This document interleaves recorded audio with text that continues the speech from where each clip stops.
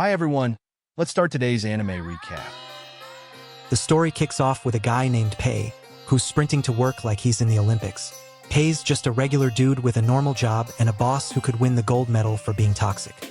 He barrels into the train station just as the doors are about to close, slipping inside like a ninja.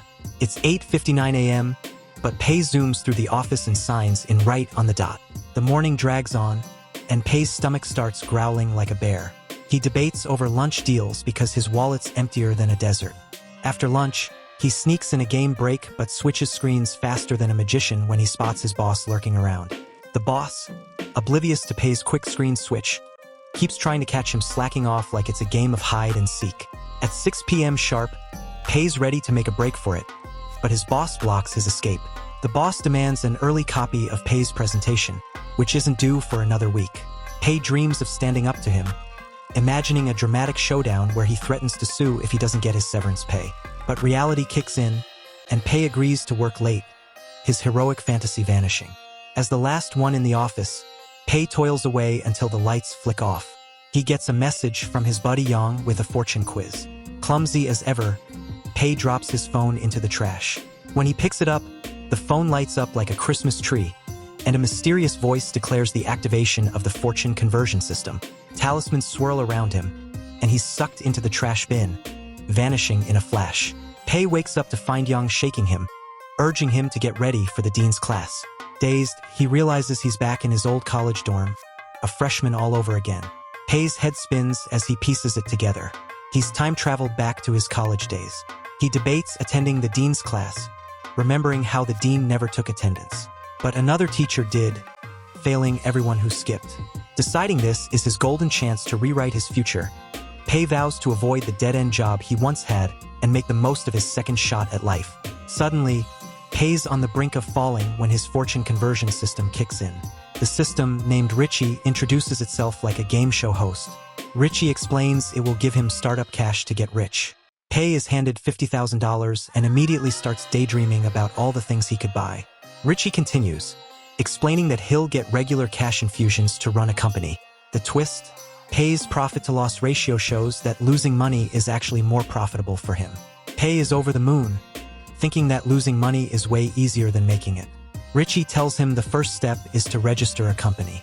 Pei imagines taking shortcuts, but Richie lists a bunch of rules and restrictions. Realizing he needs a legit company, Pei takes some time to brainstorm. Scrolling through his phone, Pei realizes the gaming industry is perfect for losing money, given how hard it is to succeed. He tells Richie his decision but accidentally names his company something ridiculous, shrugging it off since he doesn't plan on succeeding anyway. Richie warns him not to spill the beans about the system, or else he'll face punishment. Richie wishes Pei luck, and a 14-day timer appears. Pei panics, wondering how he can develop a game in 2 weeks. Yang returns to the dorm, and Pei asks him if it's possible to make a game in such a short time. Yang reveals a platform full of templates and resources that let you create a game without coding. In the library, Pei explores the platform. It's not great, but perfect for making a bad game. He blows $20,000 on a driving simulator template and $15,000 on background assets, adding other basic features to spend all his money. He designs the game to be as boring as possible, creating an 8-hour-long course that players will hate. He names the game The Lonely Desert Road, and prices it at only 1 yuan to ensure low profits if anyone buys it. When nobody buys his game, Pei is thrilled, thinking he's on track to make a profit by losing money. Their neighbors invite them to play video games, but Pei opts out, claiming he didn't sleep well. His roommates play against the neighbors but realize they're all terrible at the game and lose. As the gaming continues, Pei relaxes on his bed. Yang asks if they're bothering him, but Pei reveals he's enjoying the chaos. Pei's life took a turn when he started working, allowing him to buy all the games he wanted. But he never found time to play them because he was always swamped with work. Now, he believes everything will change. With his fortune conversion system, he thinks he'll never have to work again, dreaming of a carefree life. Enter Chao, a content creator famous for reviewing bad games. Despite his popularity, Chao is struggling financially because he can't find a sponsor. Scouring the internet for his next review, he stumbles upon The Lonely Desert Road. Intrigued by its claim to make players reflect on life, Chao decides to give it a shot. Chao starts the game, quickly realizing it has no story.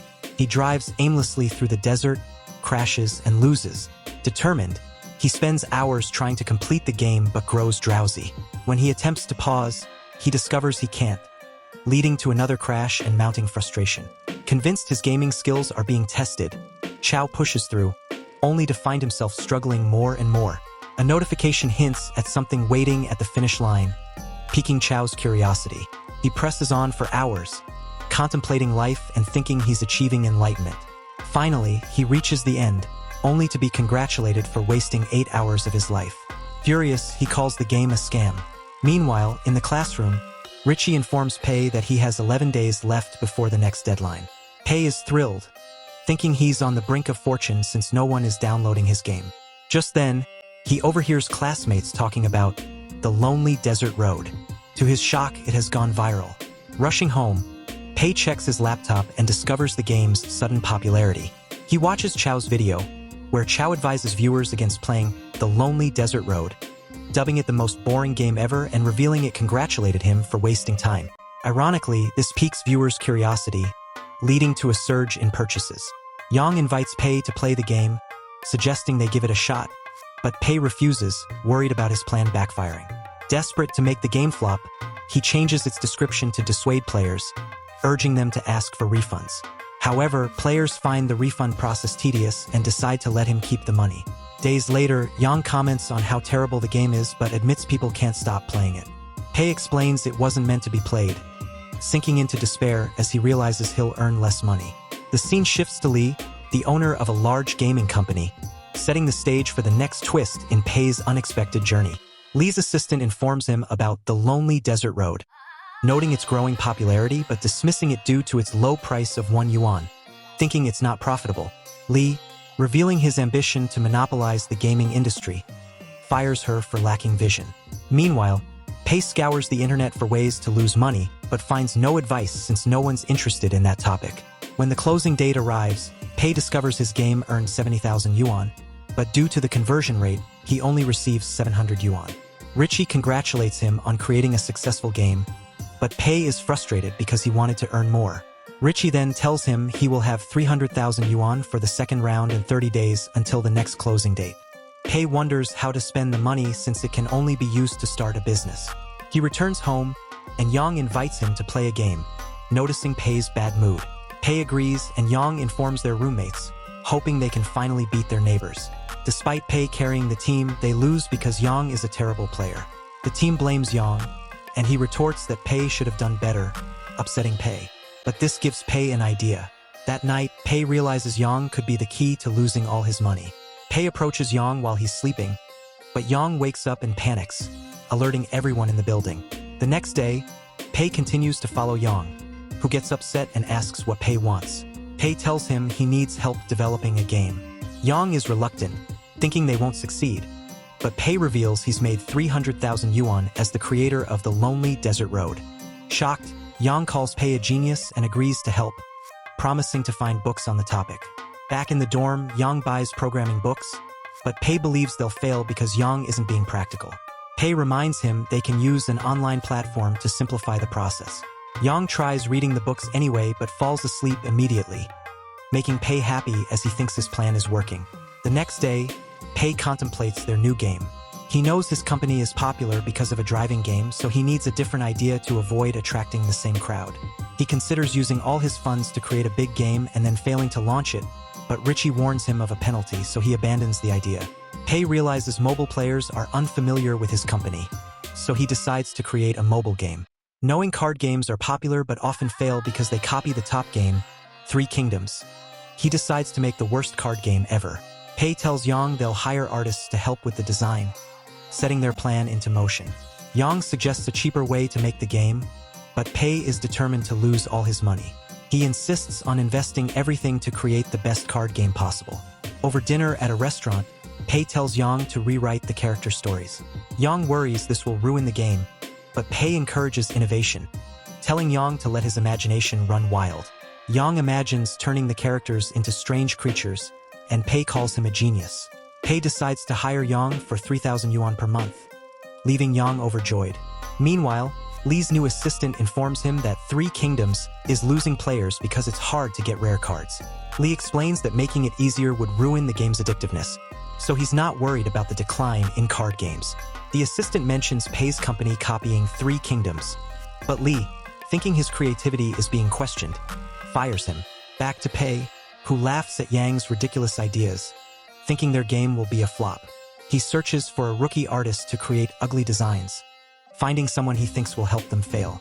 The next day, Yang suggests turning the characters into girls, but Pei rejects the idea, fearing it could make the game successful. Pei wants the characters to keep their uniqueness, and Yang believes him, unaware Pei thinks he's an idiot. On a boat ride, Pei insists they prioritize concept design but refuses to hire a great artist, not wanting to succeed. Yang misinterprets this, thinking Pei wants him to shine. Yang offers to do the drawing, but Pei insists on wasting money on a rookie artist. They argue heatedly until the boat becomes unstable and capsizes. As their guide starts drowning, they save him, but he blames them for the accident. Pei tells Yang about the artist he found, who specializes in chibi characters. Pei convinces Yang that hiring this artist will create a unique style. Yang asks for the artist's contact details, and Pei reveals his name is Jean. They arrange a video call with Jean. During the call, Yang and Pei explain their plan to Jean, asking him to design 50 characters without using his chibi style. Jean is puzzled, as chibis are his specialty. Pei tells Jean they see potential in him, and Jean agrees to the job, quoting 2,000 yuan per character.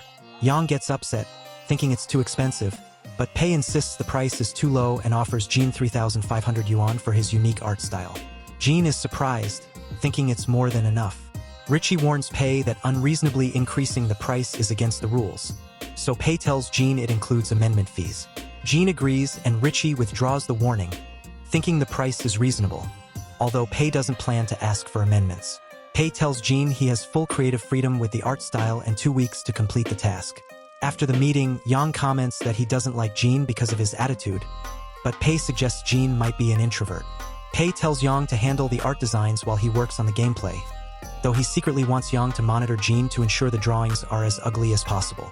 Pei plans to make players hate the game by pricing it at 10 yuan, double the cost of Three Kingdoms, and offering a lifelong membership with unlimited draws.